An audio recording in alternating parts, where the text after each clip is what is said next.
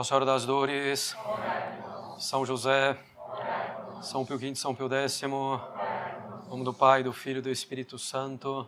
Amém.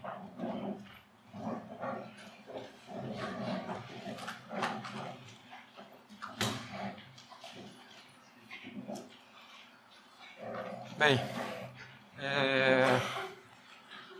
um exemplo, um pouco palpável e bem prático desse modernismo dentro da igreja é quando a gente vê as pessoas dizerem que é preciso fazer, por exemplo, uma experiência pessoal com Deus. Experiência é algo que se sente, né? Então, tem que ter uma experiência. Eu tive uma experiência pessoal com Deus, tive um encontro pessoal com Deus. Quer dizer, eu preciso de alguma coisa que desperte meu sentimento, porque esse sentimento é que vai me fazer acreditar que é verdadeiro. Então, você vai lá nos retiros atuais, e aí tem lá, você está comendo nas refeições, aí tem os bilhetinhos a cada vez, e no final aparece a equipe que fez a comida, e aí todo mundo chora, e essa é a verdadeira religião. Entendeu? Não, nada a ver. Um muçulmano poderia fazer a mesma coisa, e assim vai. Um protestante, então, não é um critério, tá? Mas é justamente, eu tive uma experiência com Deus, ou estou sentindo alguma coisa. Deus me falou, né? Todas essas coisas que mostram justamente um problema de fé, né? Bem, então um exemplo muito concreto, né? Preciso fazer essa experiência, preciso ter essa experiência com Deus? Não é preciso sentir nada.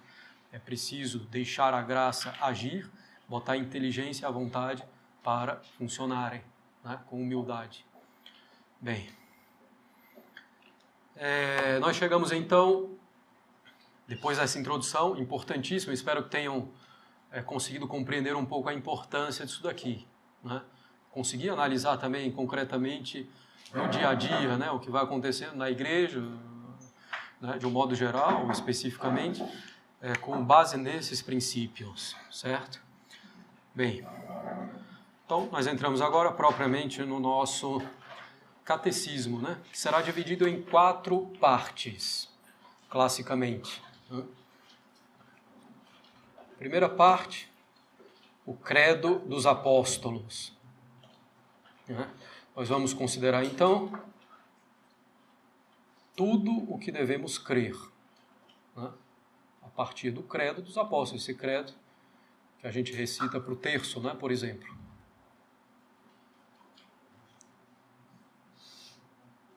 Já vou explicar em seguida porque credo dos apóstolos. Então, no credo dos apóstolos tem as principais verdades da nossa fé. Bom, em resumo, tudo que devemos crer, tudo aquilo em que devemos acreditar. Por quê? Porque Deus nos revelou. Se Deus revelou, Ele não pode se enganar nem nos enganar. Devemos, então, acreditar. Segunda parte, a oração, que contém tudo aquilo que devemos desejar e pedir. Nós vamos ver os tipos de oração. Não é oração em línguas, não. Bom, vamos ver. Vamos falar da oração em línguas lá na frente também. O que é isso daí, como é que funciona.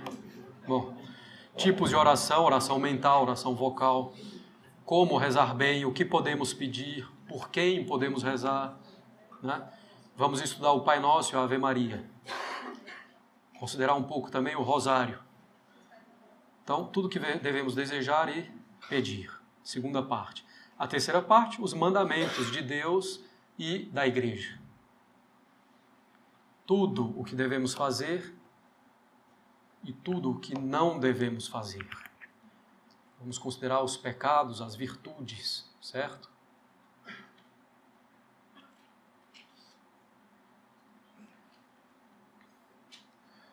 Então, tudo o que devemos fazer e não fazer. E a quarta parte, que são os sacramentos. São os meios principais e abundantes pelos quais Deus nos transmite a sua graça. com os principais canais da graça. Então nós vamos ver os sacramentos, considerar os sacramentos em geral, como é que eles funcionam, que graça eles dão, como devemos nos preparar para receber, depois cada sacramento em particular. Em seguida também os sacramentais, né? E o valor dos sacramentais. Vamos ver as indulgências. Se tivermos tempo, de qualquer forma vamos ter, ainda que tenhamos que fazer alguma aula extra. Vamos também considerar a missa no rito romano tradicional, mais especificamente, certo? Que é importante saber por que estão aqui. Bem, então essas 4 partes: credo, oração, mandamentos de Deus e da igreja, mandamentos e sacramentos, certo? Então, sem mais delongas, sem mais demoras, comecemos pelo credo. O credo dos apóstolos foi composto, segundo a tradição, não é artigo de fé isso aqui, tá? Que eu vou falar, mas segundo a tradição, legítima e nada indica o contrário, o credo dos apóstolos foi composto pelos apóstolos. Por isso o nome. Antes de se dispersarem, então, para evangelizar todos os povos, conforme o mandamento de nosso Senhor Jesus Cristo, e de ensinar todos os povos, batizando-os em nome do Pai, do Filho e do Espírito Santo. Então, antes de se dispersarem, os apóstolos compuseram o credo, ou símbolo, né? Símbolo não de simbologia, certo? Mas símbolo, então quer dizer, um compêndio, né? Um resumo. Bem, inclusive falando nisso, na questão de símbolo, no modernismo, justamente, o credo ele é um símbolo no sentido de simbologia mesmo, uma coisa que significa algo para o meu sentimento religioso, né? Não algo objetivamente, mas algo para o meu sentimento religioso. Bem, então, o credo dos apóstolos foi composto pelos apóstolos antes de se dispersarem para evangelizar todos os povos, né? Conforme o mandamento de nosso Senhor Jesus Cristo. 12 artigos, por que 12 apóstolos? Né? Então, segundo a tradição, cada um foi dizendo um dos artigos, né?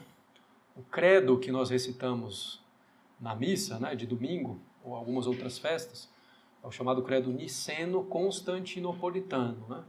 Então, com alguns acréscimos, que não são novidades, né, mas desenvolvimentos e explicitações, que vieram no concílio de Niceia, Niceno, e de Constantinopla, constantinopolitano. Quem quiser saber mais sobre os concílios, aula do Padre Marcos, sábado de manhã, nos 2 últimos sábados do mês. Bem, então, no credo dos apóstolos, não tem todas as verdades explícitas, certo? Mas implicitamente tem tudo o que devemos crer. Então, nós vamos considerar o credo para poder entender o que é dito ali. Quantas pessoas rezam o credo e não fazem ideia do que estão falando. Até pela própria palavra. Creio. O que quer dizer isso? Bem, para conhecer, mas para viver também disso. Vamos chegar lá. Então, é muito útil, né, rezar o credo com frequência, para que nossa adesão seja cada vez mais firme, certo? Lembrando que a fé, ou ela é íntegra, ou ela não existe. Se eu acredito em 99% do que Deus falou e não acredito em 1%, não tenho fé, certo? Por quê? Por que eu acredito em 99% e não em 1%? Se eu deixo de acreditar em alguma coisa, ainda que seja 1%, quer dizer que eu não estou acreditando porque Deus falou. Eu acredito porque eu quero, ou por algum outro motivo. Então, a fé tem que ser íntegra, certo? Então, quando a gente fala de uma fé mais firme, não é que eu vou acreditar em mais coisas. Não, porque você tem que acreditar em tudo para ter fé. Você vai acreditar melhor, mais prontamente, certo? Bem. Então, rezar, né, com regularidade, com frequência, diariamente, no terço, ao menos, né, o credo, e fazer atos de fé. Isso é importante. Na oração da manhã, na oração da noite. Inclusive, eu vou enviar aí para vocês as orações, né, básicas de um católico, se o e-mail ajudar. Acho que o demônio está interferindo aí. Estou brincando, mas quem sabe? Tudo é possível. Bom,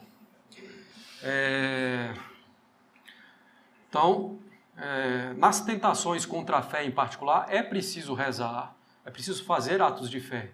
Se eu começo a ter uma dúvida que vai surgindo, a primeira coisa que eu faço é recitar um ato de fé, ou credo. Nas tentações contra a fé, contra a castidade, é forte quem foge. É forte o covarde, certo? Porque se na tentação contra a fé você começa a pensar e querer resolver aquilo na hora, não vai conseguir. Porque você está agitado, você está perturbado, não vai conseguir pensar direito. Faz um ato de fé, às vezes só com isso já desaparece. Se a coisa vai persistindo um pouco mais, vai procurar com quem possa responder, né? Então, cuidado às vezes com autodidatismo, vou procurar por conta própria, é possível, mas com boas fontes, né? Com bom senso, ou vai perguntar a quem possa responder, né? Quem tem um conhecimento suficiente para isso. Sobretudo, muito cuidado com cultura religiosa, mesmo geral, de rede social, né? Por favor, e de blogs, né? Então, ter muito cuidado, procurar fontes seguras, né? Como as que a gente citou no início, livros dos santos, etc. Eu vi na internet que... na internet você vai ver tudo, e o seu contrário.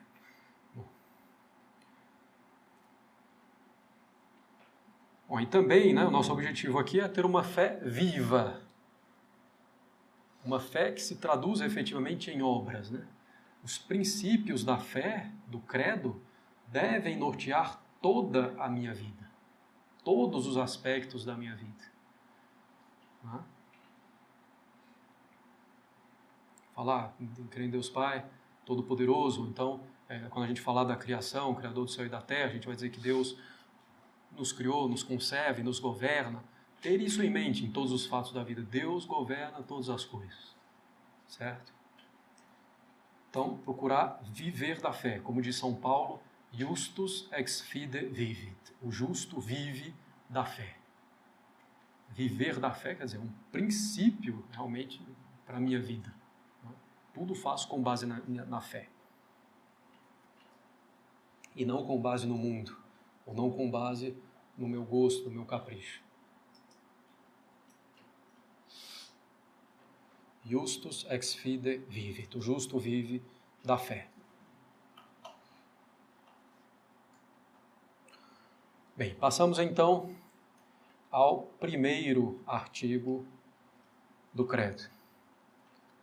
O primeiro artigo do credo é o seguinte: creio em Deus Pai, Todo-Poderoso, Criador do céu e da terra. Inclusive, né, uma curiosidade, eu também, aula de cultura geral, tem essa expressão, né, popular, credo, que às vezes manifesta aversão, nojo, né, mas vem daqui, do credo.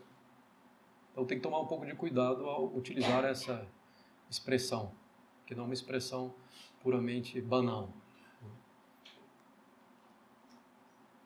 Bom, se falava credo, né, justamente, tinha alguma coisa adversa, credo, confio em Deus, etc. Né? Nesse sentido, hoje é uma expressão banal. Né? Bom, então, credo, creio. Né? O que quer dizer esse creio? Né?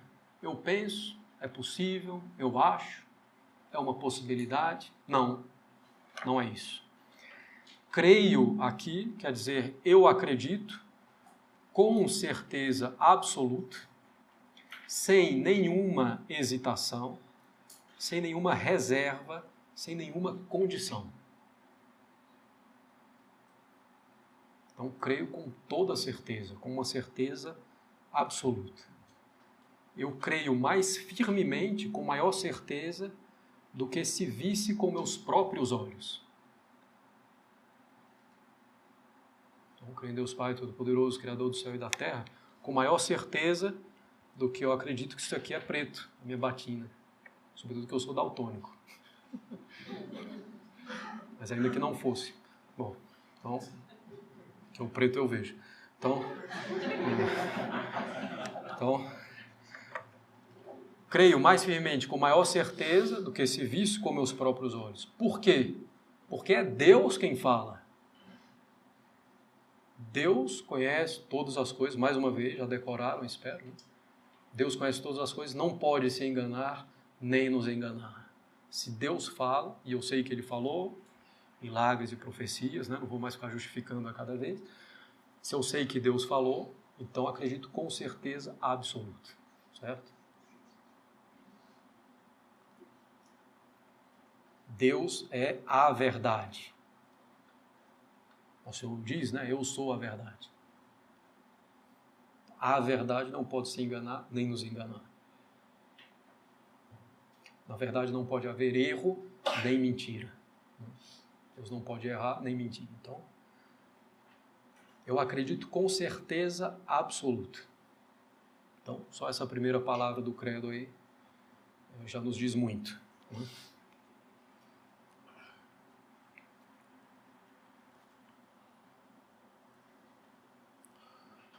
Bem, creio em Deus Pai.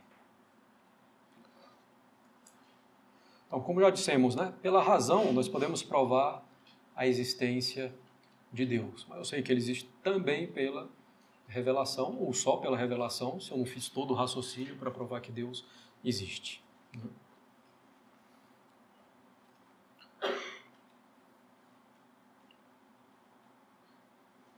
Mas quem é Deus? Né? Então vamos ver quem é Deus. Em primeiro lugar, Deus é puro espírito.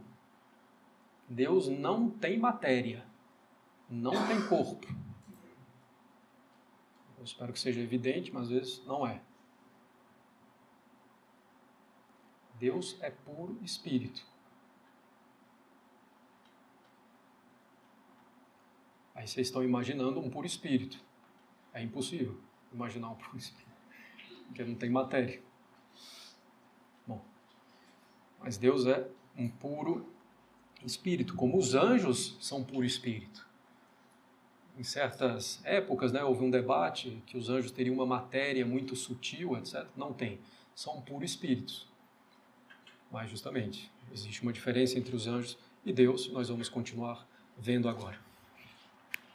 Mas Deus é puro espírito. Então, quando a Sagrada Escritura, né, mesmo no credo, está sentado à mão direita de Deus Pai, Deus não tem mão, nem direita.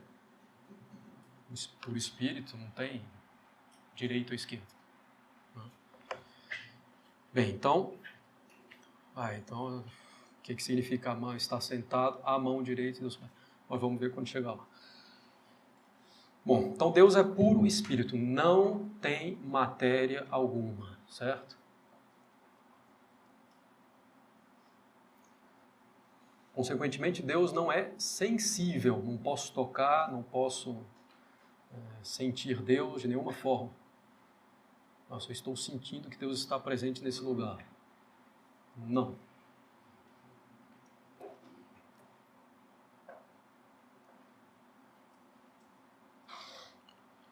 Deus é simples. O que quer dizer simples? Que Deus não tem nenhuma parte. Em Deus não tem composição de nenhum tipo. Certo? Porque se eu tenho uma coisa que é constituída de partes, alguém juntou essas partes. Então, se Deus tivesse partes, existiria alguma coisa antes de Deus. Essa coisa que existia antes seria Deus. Então, Deus é simples. Em Deus não existe nenhuma composição de nada. Deus não tem inteligência. Ele é a inteligência. Deus não tem vontade. Ele é a vontade. Certo? Os anjos não. Os anjos têm inteligência. Os anjos têm vontade. Os anjos têm a essência, a natureza deles e têm a existência. Eles passam a existir. Deus não. Deus é a sua própria existência. A essência de Deus é a sua existência. Então, Deus é simples. Nenhuma composição, de nenhum modo.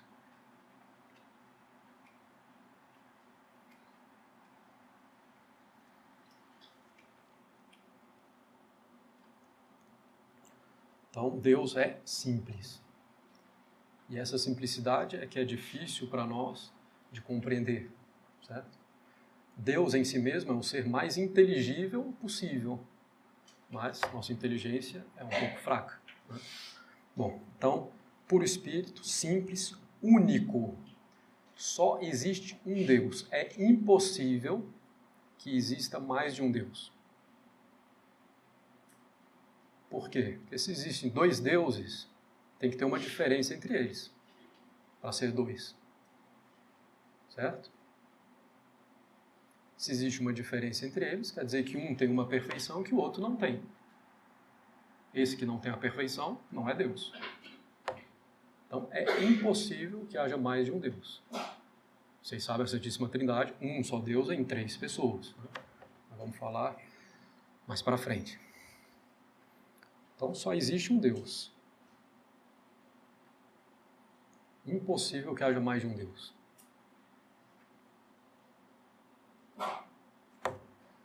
Se existissem 2 deuses ou mais, haveria uma distinção, alguma imperfeição em pelo menos um deles. Né? Ou em todos menos um. Então, já não seria Deus. Né? Então, um único Deus.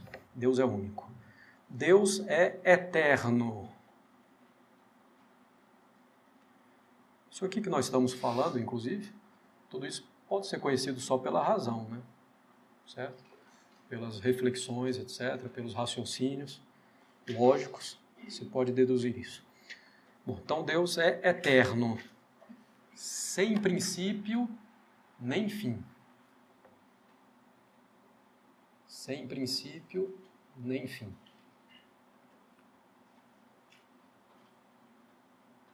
Deus é eterno. Eterno quer dizer que também que não existe nenhum tipo de sucessão de tempo para Deus. Deus está num eterno presente. Não existe passado, presente e futuro para Deus.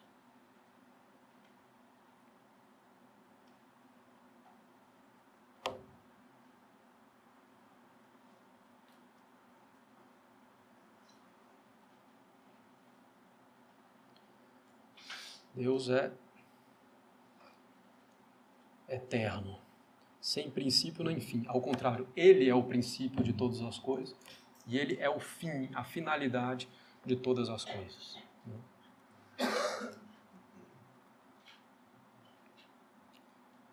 Deus é necessário, é o único ser necessário. Deus não poderia não existir. Todas as outras coisas poderiam não existir. Bem.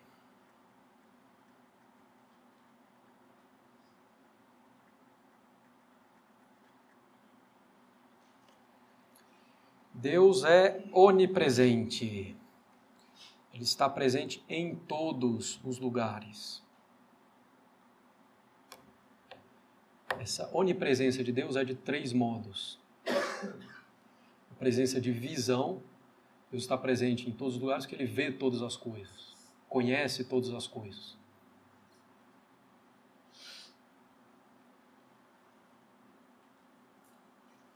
Então você pode dizer que um rei, né, embora ele esteja num castelo, por exemplo, ele está em algum lugar, porque tem lá alguém que o informa e que o permite conhecer o que está acontecendo, certo?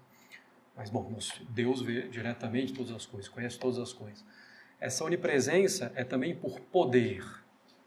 Diz que alguém está em um lugar onde ele atua, né? Deus está atuando em todos os lugares. Se Deus não estivesse atuando em todos os lugares, ou em todas as coisas, etc., então as coisas deixariam de existir.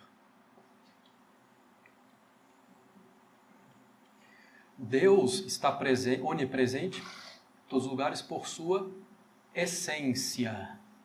Aqui um pouco de atenção, hein? Deus está presente em todo lugar por sua essência. Não estou dizendo que a mesa é Deus. Não estou dizendo que a mesa é Deus. Não estou dizendo que o copo é Deus, certo? Mas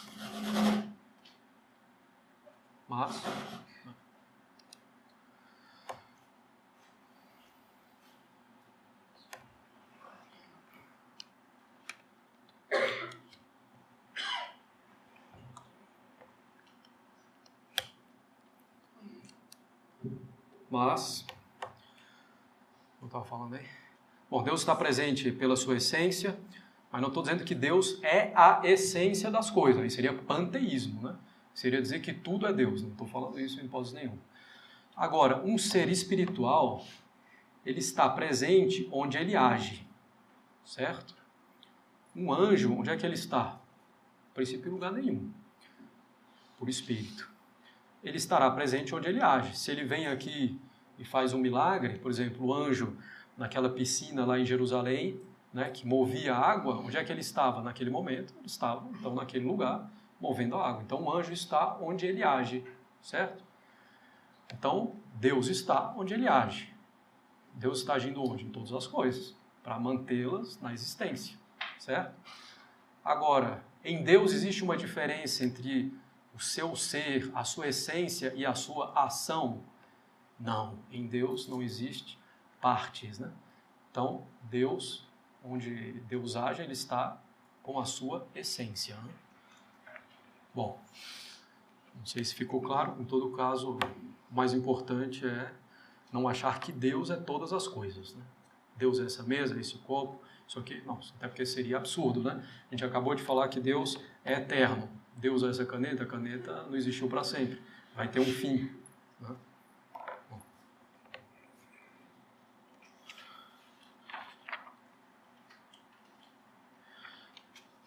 Deus é onisciente, ele conhece todas as coisas. Por quê? Porque ele é a causa de todas as coisas. Então ele conhece todas as coisas. Deus não é a causa do mal, que é a ausência de bem. Mas faltando o bem, Deus sabe que ele não está ali, o bem.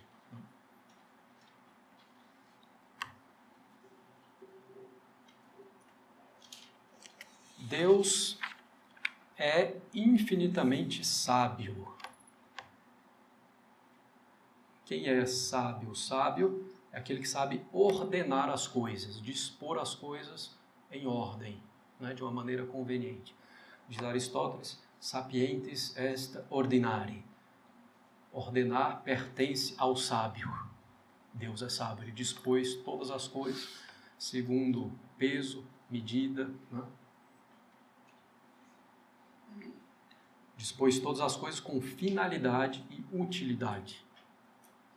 Mesmo a mosquinha que está voando aqui, Deus dispôs com toda a sabedoria que ela existisse, que ela estivesse aqui. Para a nossa penitência, que seja, entendeu? Mas,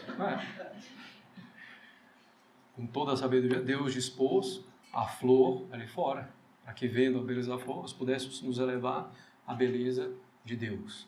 Então, Deus dispõe todas as coisas com infinita sabedoria, é infinitamente sábio.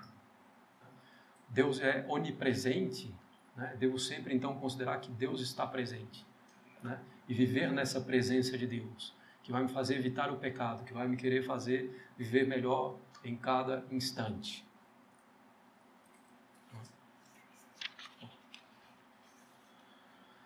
Então, Deus é infinitamente sábio, ele é onipotente. Todo-Poderoso. Vou explicar isso um pouco mais adiante, porque é o único atributo de Deus que o credo menciona explicitamente. Creio em Deus Pai, Todo-Poderoso, Criador do céu e da terra. Não menciona a onipresença, a onisciência, a eternidade, menciona a onipotência. Creio em Deus Pai, Todo-Poderoso. Então nós vamos ver com mais detalhe. Deus é imutável. Uma coisa muda para adquirir uma perfeição que ela não tem, ou para perder uma perfeição que ela tem. Deus não pode adquirir uma nova perfeição. Ele é infinitamente perfeito, senão ele não seria Deus. Então Deus não pode mudar para adquirir uma nova perfeição. Deus não pode perder uma perfeição. Um Deus que pode perder uma perfeição, que Deus é esse? Não é? Então Deus é imutável. Deus não muda. Nem com as nossas orações. Nós vamos chegar nisso lá para frente. Não é que eu rezei e mudei a vontade de Deus. Não, é porque Deus condicionou desde toda a eternidade que se eu rezasse, Ele faria. Então não mudei nada em Deus, certo? Simplesmente cumpri uma condição que Deus estabeleceu. Bom, isso é mais detalhes daqui a alguns meses aí. Bom.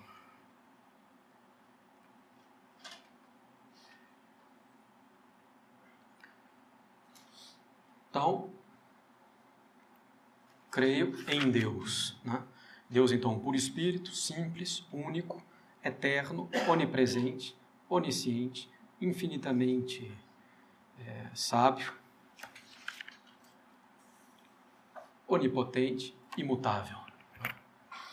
Então, creio em Deus, acredito firmemente na existência de Deus, ou se eu provei racionalmente que Deus existe, não tem como eu acreditar, crer, porque eu sei. Né?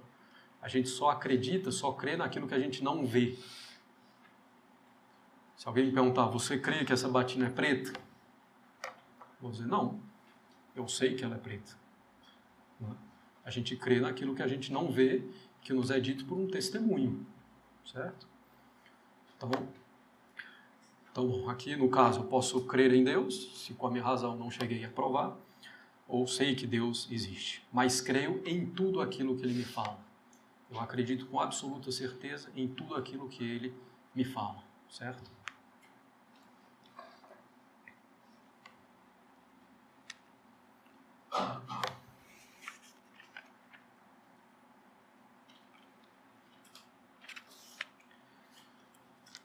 Bem, vejamos esse atributo da onipotência em particular, né?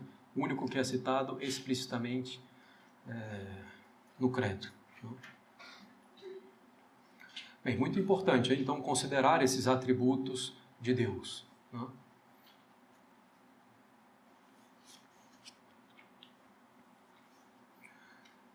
Bom, o único atributo, então, como já falamos, que é manifesto, que é citado explicitamente no credo, é esse, né? Por que razão? Por que razão, então, os apóstolos, né, resolveram mencionar somente esse? Porque é um atributo que nos dá grande confiança. Se a gente professa a onipotência de Deus, vai ser muito mais fácil acreditar nos outros artigos do credo. Na encarnação, né, na maternidade virginal de Nossa Senhora, na sua crucificação, na sua paixão, na fundação da igreja, na remissão dos pecados, na ressurreição da carne, né? Na ressurreição, na ascensão. Então, por isso, né, que sabiamente os apóstolos colocaram esse atributo, a onipotência. Professando a onipotência, muito mais facilmente nós poderemos reconhecer, aderir aos outros artigos do credo, às outras verdades reveladas. Deus pode fazer tudo, menos duas coisas. A primeira delas, todo mundo sabe, o mal. Deus não pode fazer o mal moral, né?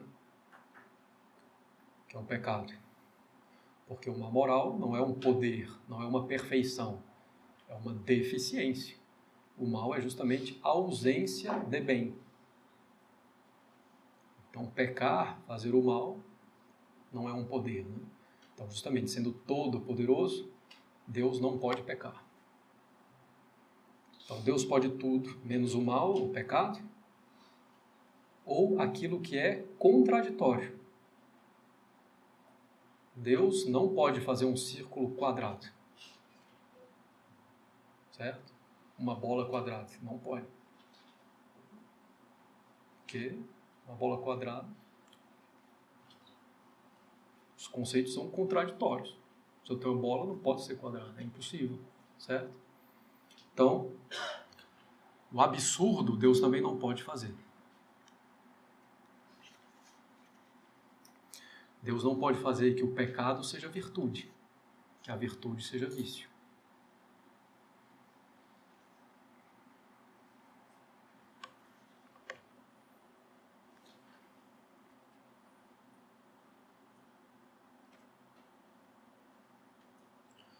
Então, daí ser citada essa onipotência, né? Esse atributo de Deus explicitamente.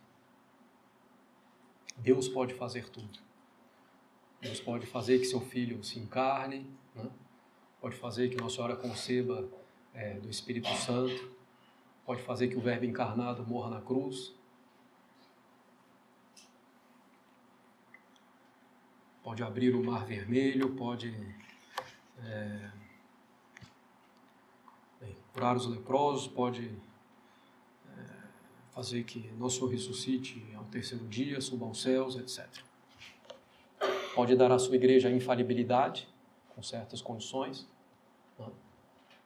Então, a onipotência, muito importante. Deus pode fazer tudo, menos o mal, moral, quer dizer, o pecado, ou aquilo que é absurdo, contraditório. Né?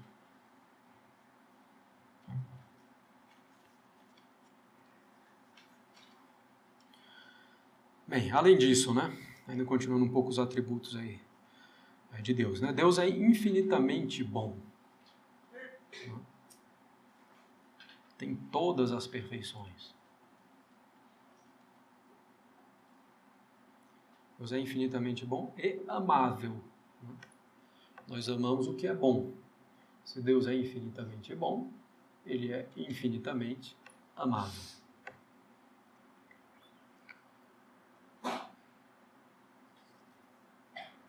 Deus é santo, né? Ou Ele é a santidade. Como nós rezamos, né?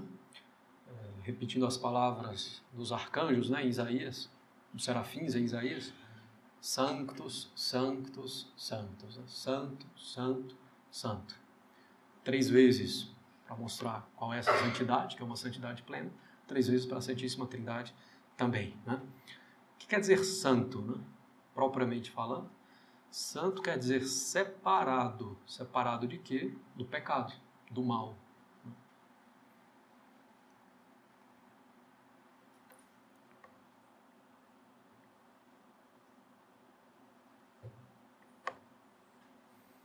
Então Deus é a santidade, né?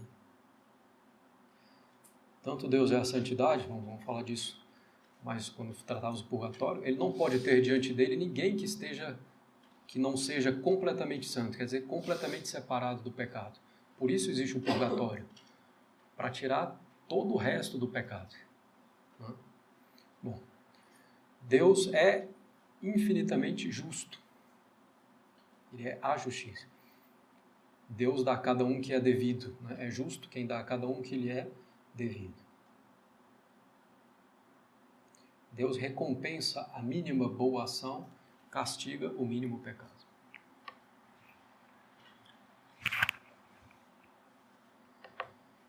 Deus é misericordioso. Misericórdia quer dizer o quê? São uma junção aí de 2 palavras, né? Miser e cor. Um coração miserável. O que quer dizer isso? Que, considerando o mal do outro, ou a miséria do outro, meu coração se torna semelhante a ele, ou se coloca, né, no nível dele, mas para tirá-lo dali. Né? Então a misericórdia é tirar a pessoa da miséria em que ela se encontra. Não é colocar-se na miséria, mas você, então seu coração sente essa miséria e vai então tirar a pessoa da miséria. Né? Claro que Nosso Senhor não tem coração, não tem sentimento, certo? Que é puro espírito. Então como é que eu posso dizer que Deus é misericordioso se Ele não tem um coração?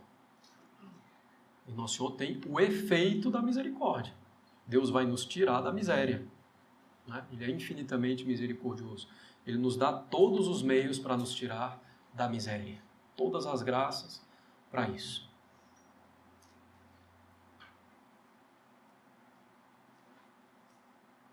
Deus tem ira propriamente? Não, porque a ira supõe uma paixão, né? Então supõe um corpo, um sentimento. Mas Deus tem o efeito da ira, que é o castigo, né? Que é uma punição.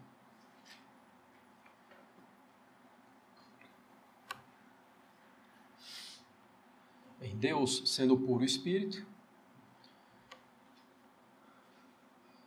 não tem sentimento, como nós já falamos, né?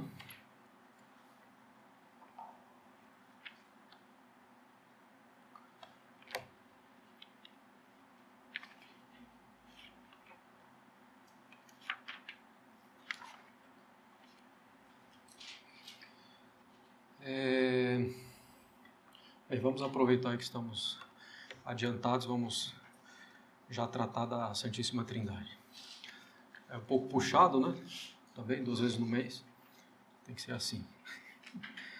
Bem, então, creio em Deus Pai, Todo-Poderoso. Aí já a menção Deus Pai, né?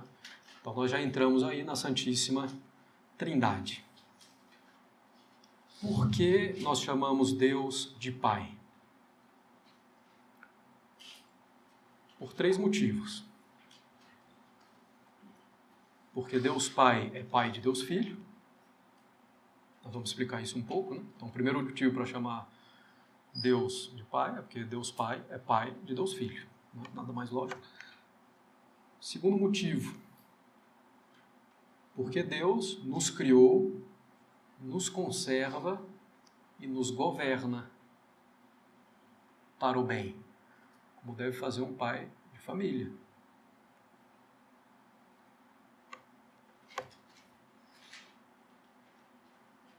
Então, chamamos Deus de Pai porque Ele nos criou, nos conserva e nos governa. Evidentemente, para o bem, né? E o terceiro motivo para chamarmos Deus de Pai, porque somos filhos adotivos dele pelo batismo. Aqueles que são batizados, né? Então, terceiro motivo, porque somos filhos adotivos de Deus pela graça recebida no batismo. Então, quando se fala todo mundo é filho de Deus, precisa fazer uma distinção, certo? Filho adotivo pela graça do batismo, nem todo mundo. Tem pessoas que não são batizadas. Todo mundo é filho de Deus porque Deus nos criou, nos conserva, nos governa? Sim.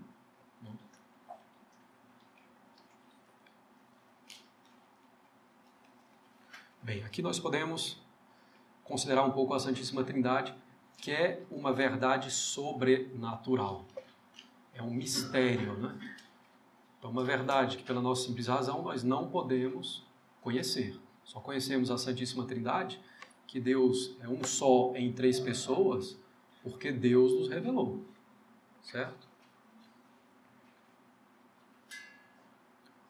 Então, uma verdade sobrenatural é um mistério.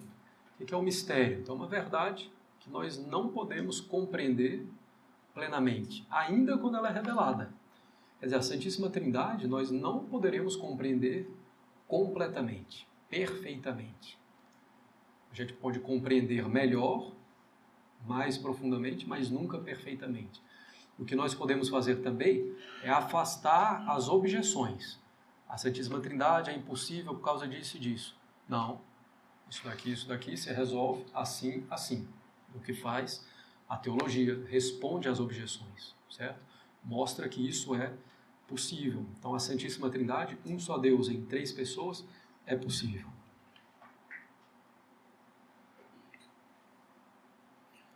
Então, nós conhecemos só pela revelação que existe a Santíssima Trindade, mas não podemos compreender completamente. Compreender completamente a Santíssima Trindade seria compreender Deus inteiramente. Para compreender Deus inteiramente seria preciso uma inteligência divina, que eu acho que todo mundo está de acordo, nós não temos, né? Temos uma inteligência limitada, bastante. Bastante, mas não ao ponto de não conhecermos nada, né? Então tem que ter aí um bom equilíbrio. Nossa inteligência consegue conhecer muitas coisas, mas não tudo, certo? Bom, preciso evitar o erro do racionalismo, né? Minha inteligência consegue compreender tudo, e o que ela não compreende não existe, é o racionalismo, mas também é preciso se opor ao antirracionalismo. A inteligência não entende nada, não. Bem, da Santíssima Trindade a gente pode falar, né? Quanto mais a gente estuda e se aprofunda, mais a gente vê que a gente está longe de compreender.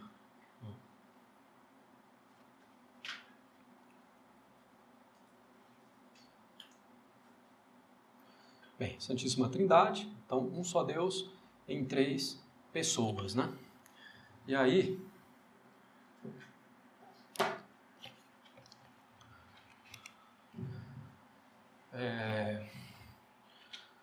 bom, evidentemente que é impossível representar graficamente a Santíssima Trindade, né? Mas a gente pode fazer algumas analogias, certo? Pai, Filho e Espírito Santo, né? Bem, o Filho procede do Pai. Mas se o Filho procede do Pai, ele vem depois do Pai. Não. O Filho procede do Pai desde toda a eternidade. Bem, evidentemente não vou entrar em muitos detalhes, né? Mas o Filho procede do Pai por via de inteligência. O que isso quer dizer? Deus é inteligência, né? Nós já falamos disso. Então, Deus se conhece a si mesmo, né? Perfeitamente. Mas a essência de Deus é existir. Então esse conhecimento de Deus, de si mesmo, vai gerar uma outra pessoa da Santíssima Trindade, o Filho. E Deus tem esse conhecimento dele mesmo desde quando? Desde sempre. Não foi um conhecimento pouco a pouco. Opa, eu sou assim, eu sou assim, sou assado. Não, né? Desde sempre. É um conhecimento pleno, perfeito de si mesmo, que vai gerar o Filho por via de inteligência, certo? Se diz assim. Então, o Filho procede do Pai, é gerado pelo Pai. Por isso a gente diz no credo, genitum non factum, gerado, não criado. Se o Filho fosse criado, não seria Deus. Bem, então, Pai e Filho. Qual é a única diferença entre o Pai e Filho? Os dois são eternos, os dois são oniscientes, onipresentes, onipotentes, certo? Simples, puro espírito, todas aquelas coisas que nós falamos. Qual é a única diferença? Que o Pai não procede de ninguém. O Filho procede do Pai. A única diferença é essa relação, certo? Tudo na Santíssima Trindade é um, salvo a relação. Bom, não vou entrar em mais detalhes, né? Mas isso daqui é de Deotrino, né? O Deus Trino, o Tratado da Santíssima Trindade. Então, no seminário, se faz em um semestre, né? Com aula praticamente todo dia. Então vou fazer teologia. Não recomendo, não. Primeiro vai fazer onde, né? O primeiro problema é esse. Depois com que mestre, né? Essas coisas, né? Santo Agostinho diz que é preciso ter um mestre, mesmo nas ciências mais simples. Quanto mais na teologia, que é a mais complexa. Né? Isso vale também para a filosofia, etc. Então, o autodidatismo é perigoso. Bom, então, o Filho procede do Pai. O Espírito Santo procede do Pai. Mas se ele proceder só do Pai, não teria diferença com o Filho. O Espírito Santo procede do Pai e do Filho. qui ex patre filioque procedit, que procede do pai e do filho. Esse que, filioque, que foi o pretexto, né, para os cismáticos orientais, os hoje chamados ortodoxos, se separarem da igreja, eles dizem que o Espírito Santo não procede do pai e do filho, mas só do pai, que não é uma teologia aí muito profunda, não, né? Porque se ele procede só do pai, qual a diferença com o filho? Nenhuma, né? Bom, então, não.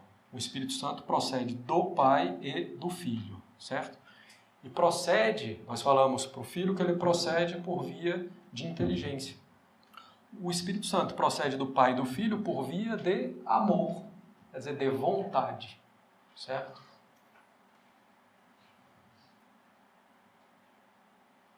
Então, o amor entre o pai e o filho vai gerar o Espírito Santo. Esse amor existe desde quando? Desde toda a eternidade. O Espírito Santo existe desde toda a eternidade. Então, qual a diferença entre as três pessoas da Santíssima Trindade? Nenhuma, a não ser que o Filho procede do Pai, o Espírito Santo procede do Pai e do Filho, e o Pai não procede de ninguém. E aqui, embora não tenha sido muito caprichoso, né, se forma um triângulo equilátero, né? Quer dizer, um só triângulo com três lados iguais, é um certo representação, entre aspas, que é impossível, mas da Santíssima Trindade, esse triângulo equilátero que vai ser usurpado, né, pela maçonaria, né?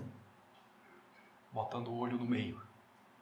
Mas, originalmente, é uma representação católica da Santíssima Trindade. Mesmo Santo Afonso, né, vai fundar a congregação dele dos Redentoristas, no brasão da congregação tem um triângulo equilátero com o olho, né, que representa a onisciência de Deus. Mas foi usurpado pelos maçons.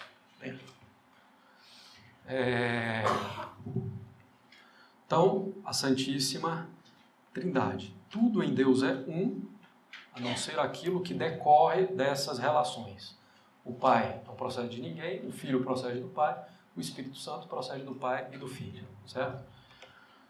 Bem, no Catecismo das Crianças, né, eu pergunto, Pai, Filho e Espírito Santo, quem é mais poderoso? Em geral, o Pai, né? Não, aí eu explico, não, mas os dois não são um só Deus? Então, as três pessoas são igualmente poderosas, né? Quem sabe mais coisas? O Espírito Santo. Não, os três sabem tudo, né? Aí eu faço a pegadinha, né? Quem é mais poderoso? Os três. Quem sabe mais coisas? Os três. Quem é eterno? Os três. Quem veio primeiro? Os três. Quem se encarnou? Os três. Não. O Filho, né? Bem, pegadinha para elas ficarem espertas. Bom, então, o Pai não procede de nenhuma outra pessoa. O Filho é gerado por via da inteligência, né? Deum de Deo, lumen de lumine, Deum verum de Deo vera. Deus de Deus, luz da luz, Deus verdadeiro de Deus verdadeiro.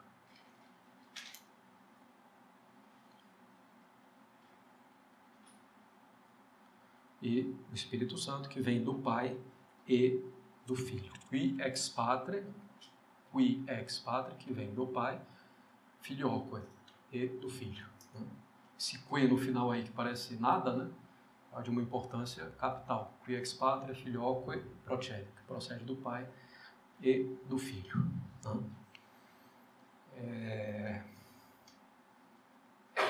Bem, e a gente já vê até uma certa semelhança com o sinal da cruz, né?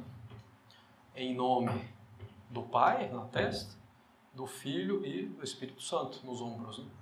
Bom, formando também um certo triângulo, né?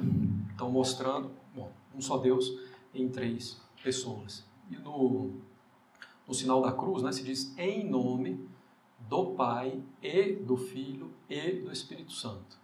Em nome, no singular, é um só Deus, uma só substância. Em nome do Pai e do Filho e do Espírito Santo, em três pessoas. E esse E é importante, hein? Em nome do Pai e do Filho e do Espírito Santo. Tem o E nos dois lugares. Né?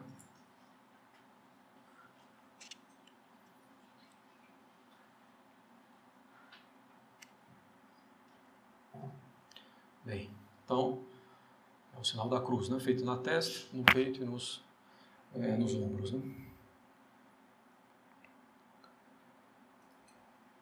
Então, muito importante é compreender isso. Né? Então, não é porque o filho vem do pai que o pai veio antes. O pai se conhece desde toda a eternidade perfeitamente. Então, o filho é gerado desde toda a eternidade. Não é porque o Espírito Santo vem do pai e do filho que ele é posterior ao pai e ao filho. Porque o pai e o filho, então, tem esse amor que vai gerar, que vai fazer proceder o Espírito Santo desde toda a eternidade. E isso aqui não poderia, na verdade, ser de outro jeito. Ser um só Deus em três pessoas pertence à natureza de Deus. Certo? Porque Deus se conhece, conhecendo ele gera uma segunda pessoa, né? Desde toda a eternidade. E esse amor mútuo vai então fazer que o Espírito Santo proceda, né?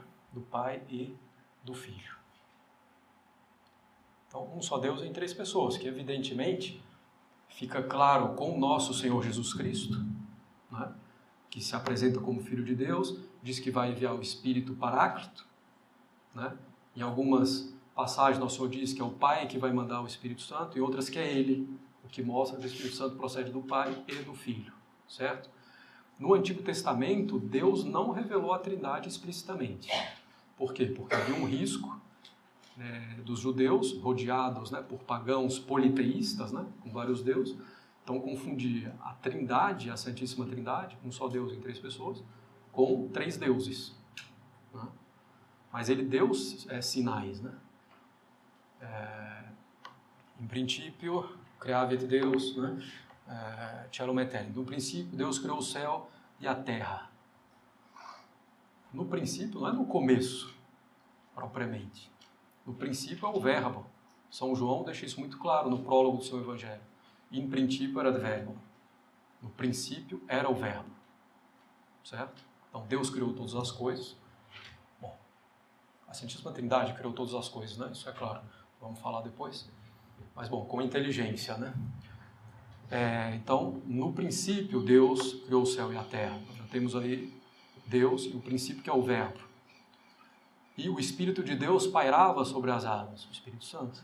Não está claro, explícito, tão explícito, mas nós temos já esse indício. Os três anjos, né, que vão com Abraão, né?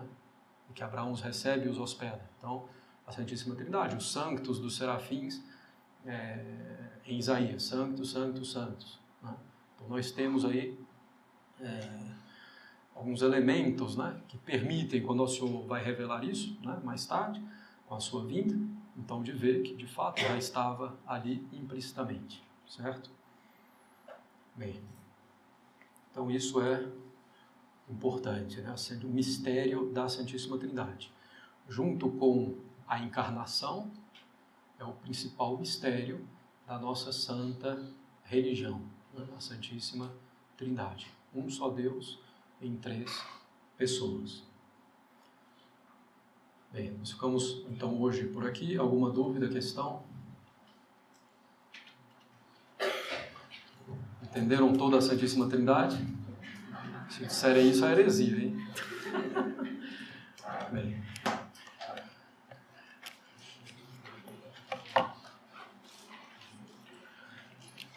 Bem, o ideal, né?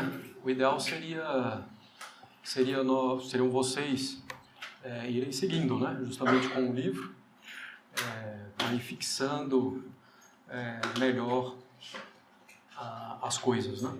Catecismo Amplidense, Catecismo Católico Popular, como nós falamos, Catecismo Romano também, embora a tradução do Catecismo Romano seja um pouco pesada, né? Ou o novo Manual do Catequista, são alguns exemplos, mas procurar realmente ir se aprofundando, né? E ir tirando coisas para a vida. Depois que a gente fizer a oração aqui, Eu queria que quem for receber um sacramento venha até aqui à frente para a gente conversar um pouquinho. Surgiu aí alguma questão? Só uma passagem do Evangelho que Jesus fala que o arrebatamento final, o final, só Deus Pai sabe. Isso revela ou errado? Não, eu vou chegar lá na frente. Evidentemente, Nosso Senhor sabe, né? O que ele está querendo dizer, e os apóstolos sabem que ele sabe, né? Porque os apóstolos já falaram e reconhecem que ele sabe toda a verdade, conhece todas as coisas. O que Nosso Senhor está falando aí é que ele não conhece para poder revelar, certo? Mas nós vamos tratar disso mais para frente. Uma dúvida já com prática. Quando eu recorrer ao rosário, tem alguma diferença se eu utilizar o credo dos apóstolos ou o credo do Senhor? Não, já é diferente. Não, se reza o credo dos apóstolos no rosário, né? O costume e a tradição é essa e deve ser mantida. Não é que fazer o contrário seria uma ofensa, um pecado, mas a gente faz o que é comum, né? O credo do ensino constantinopolitano, então, ele é reservado para a missa e algumas outras ocasiões, né? Mais alguma coisa? Então, quem for receber algum sacramento, depois da oração, vem aqui na frente para nós conversarmos e estabelecermos algumas coisas.